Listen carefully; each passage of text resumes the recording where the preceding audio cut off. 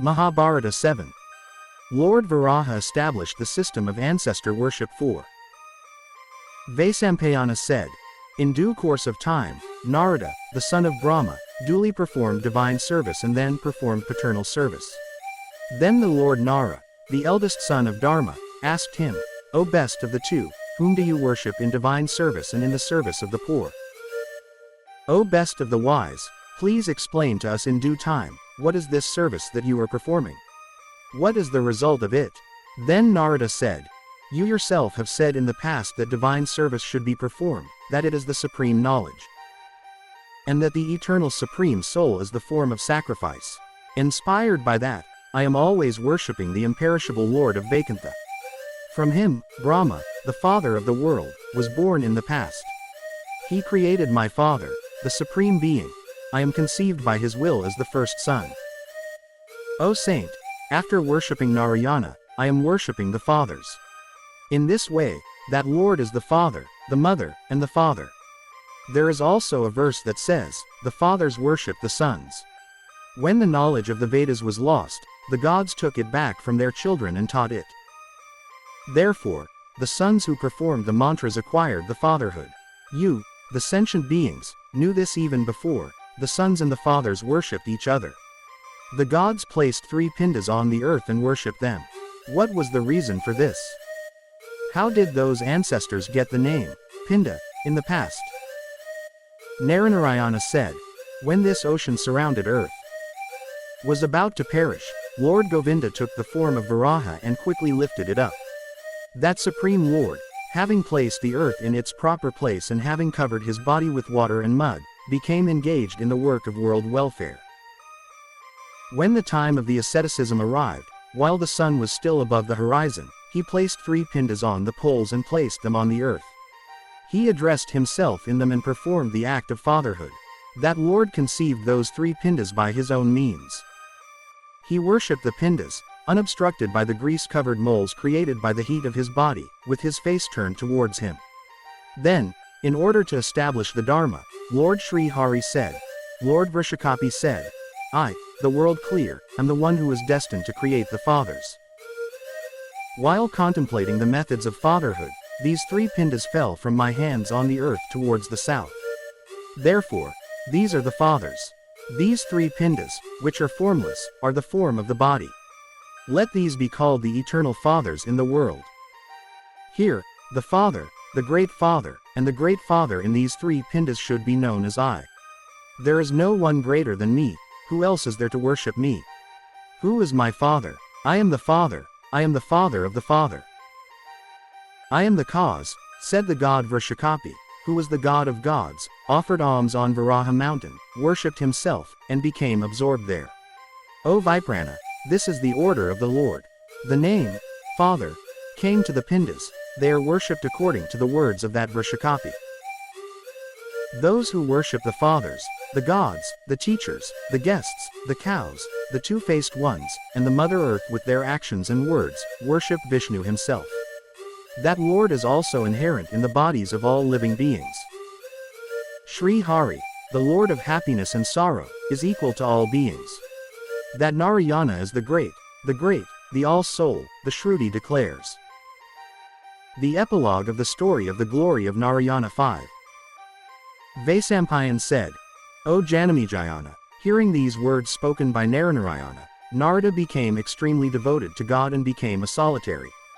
Having lived in the Naranarayana ashram for 1,000 years and having heard the story related to the Lord, he saw the imperishable Hari and quickly went to the mountain where his ashram was. That Naranarayana Rishi was also performing great penance in the same ashram. You, the one who is infinitely strong, are also the 2 sons of the Pandava clan. Having heard this story from the beginning, you have become pure, O king. Whoever hates the imperishable Vishnu, whoever hates the supreme god Narayana and Hari, for him there is neither the next world nor this world. His ancestors will be immersed in hell for years and years. O best of men, Vishnu should be understood as the soul itself. This is the reality. Our teacher Vyasa, the son of Gandavati, told me this imperishable great soul. I have learned this from him and have told you this. Even Narada received this secret dharma from Jagannatha, Sakshan Narayana. Thus this great dharma is spoken to you in the Hari Gita, Bhagavad Gita, in a Samasaviti manner. Know Krishnapayana Vyasa as Narayana. O Purushabhagra, who else is the author of the Mahabharata? Who else, apart from that Lord, has spoken of various religions? Let the great sacrifice be performed as you have planned. You have planned the Ashvamedha sacrifice, and you have also listened to the Dharma. Sauti said, Shanakana, that great one of the worlds, having heard this great story, then began all the activities for the completion of the sacrifice. I have told this story of Narayana to the inhabitants of Naimisharanya, as you have heard it. Narada told this to our gurus in the past. At that time, the sages, the Pandavas, and Krishna and Bhima were listening to it. He is the supreme guru, the Lord of the people, the Lord of the world, the one who wears a wide seat, the treasure of the knowledge of the Vedas. The treasure of the rules of the shaman, the one who practices the supreme good for the two, may that Hari, who is beneficial to the gods, be your destiny. He who slays demons, is the treasure of evil spirits, is the source of success, is the one with the hand of the bearer of honey. Is the one who gives success to those who have understood and practiced the Dharma, is the one who gives safety to those who have practiced it, and accepts the portion of the sacrifice. He is the possessor of the three qualities, the non-qualities, and the four forms. He receives the fruits of all these. May he, who is always present, who is never shaken by courage, grant the sages the good success born of self-knowledge. With one mind, bow down to him, who is the witness of the world, the immortal, the man of legend, the color of the sun, the god, and the path. Because even the god Salaladbhava bows down to that sage. He is the cause of all the worlds. He is the place of nectar, moksha, the subtle, the transcendent, and the unwavering word. O generous Shana, the Sankhya yogis who have controlled their minds worship him. Hayagriva Avatara 1.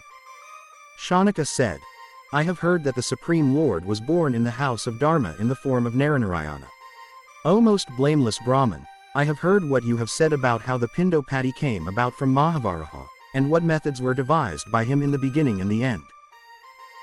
I have also heard how Narayana, the one who devours the hymns, took the Hayagriva Avatara in the northeastern part of the sea, and how the Supreme Lord Brahma saw that form directly. O sage, what did Brahma do on seeing Hayagriva, the supreme of the gods, who is the immeasurable radiance?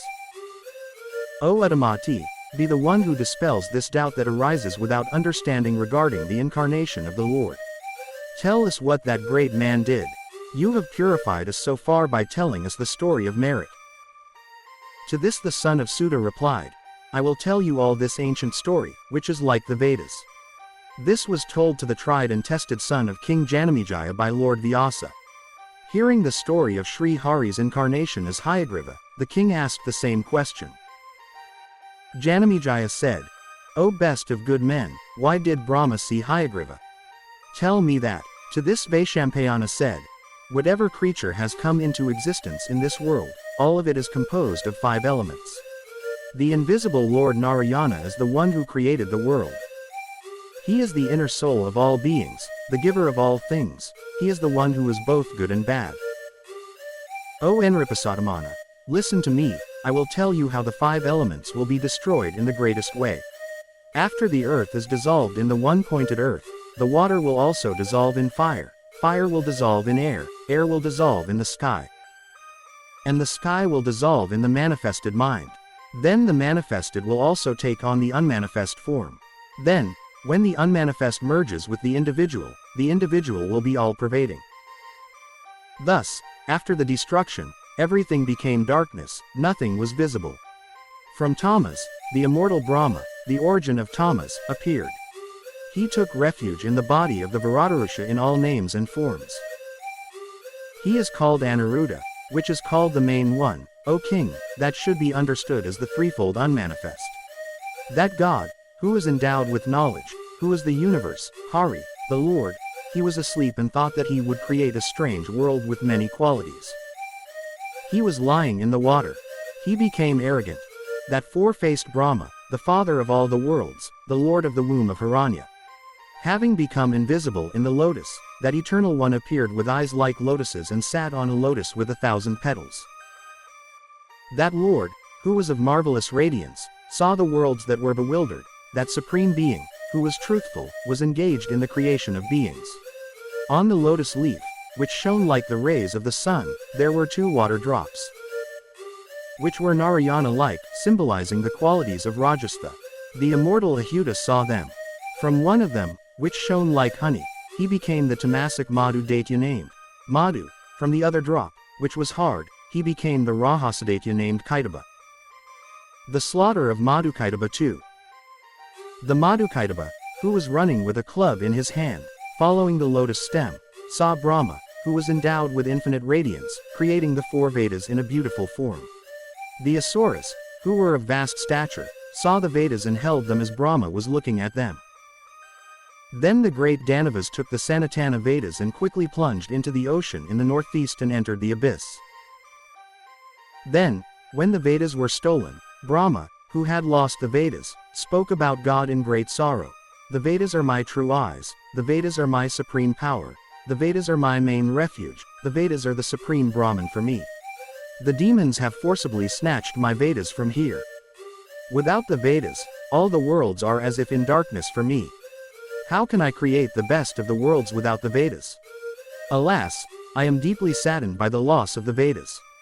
This sorrowful heart of mine is suffering from the absence of the Vedas. Who will rescue me from this ocean of sorrow today? Who will bring those Vedas to me, if I consider them dear? O most fortunate one, the intellect arose in Brahma, who was saying this, to praise Hari, O king of the wise. Brahma said, Om, O heart of the Vedas, salutations to you. My ancestor, salutations to you. O Lord, the first of the worlds, the supreme of all worlds, the treasure of the Sankhya Yogas, I bow to you. O creator of the manifest and manifest worlds, the inconceivable, the one on the path of well-being, the preserver of the universe, the inner soul of all beings, the uncreated, the refuge of all worlds, O self-existent one, I am born by your grace. From you alone was my mental birth, venerable to the 2, and from your eyes alone was my 2nd, ancient birth. From your grace alone was my 3rd, verbal birth.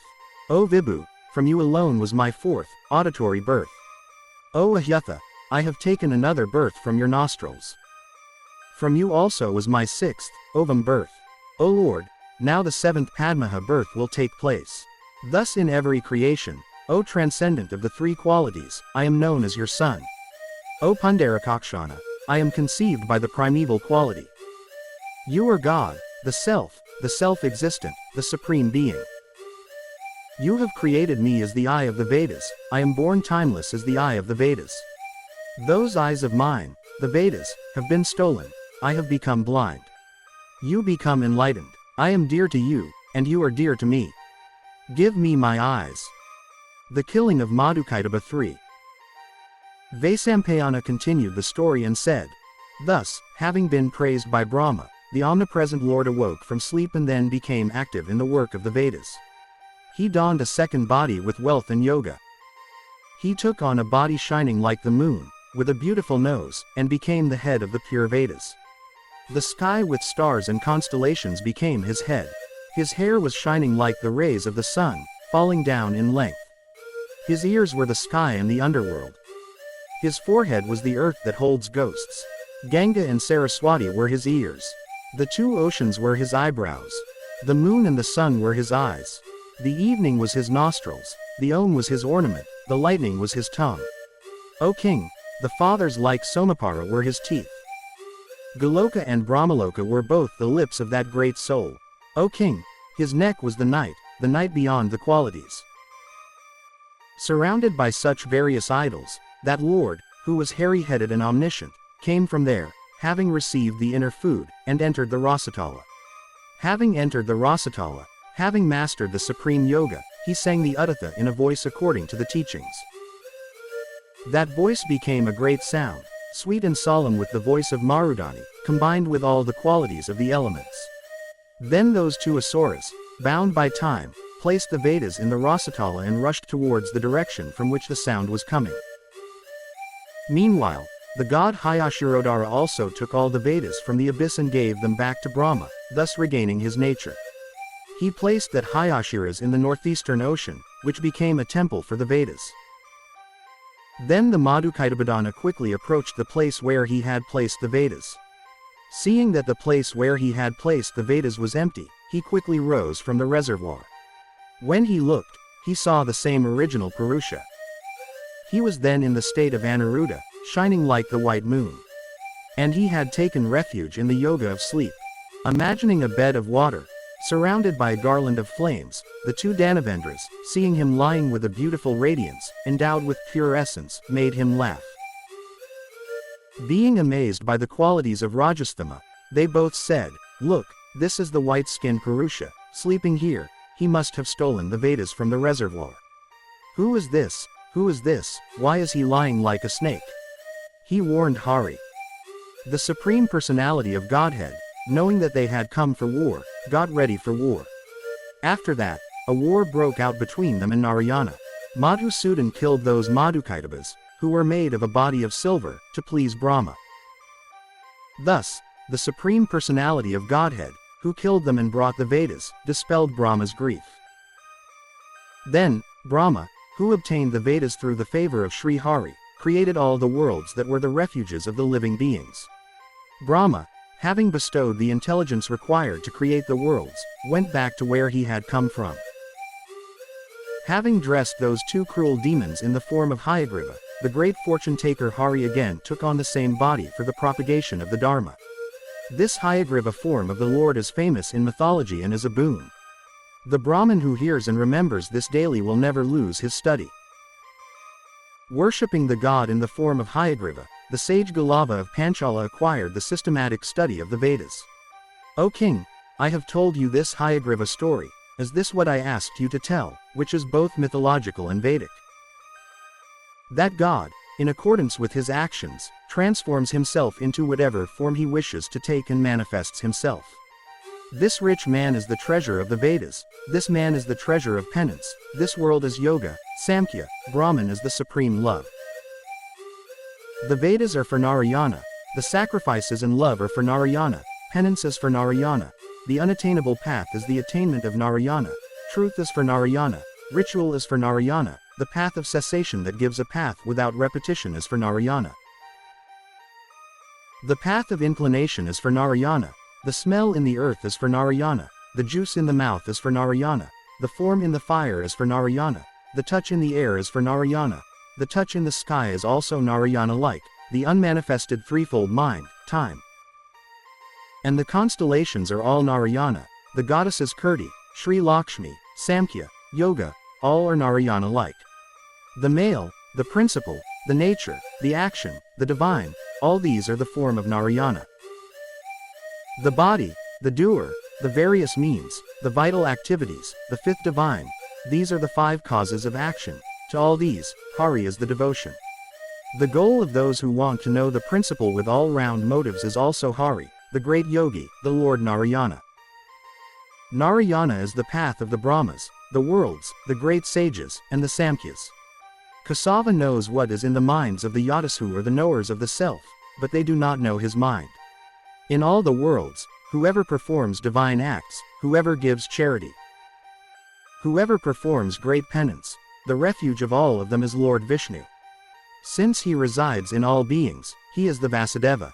He is the eternal supreme being. He is the great being, the attributeless one. Just as time acquires its respective attributes in the seasons, he acquires the combination of attributes whenever he desires. No one can know the path of this great soul. No one can see that path of his. The wise sages have found this person who is multi-awarded. Mahabharata 8 continues.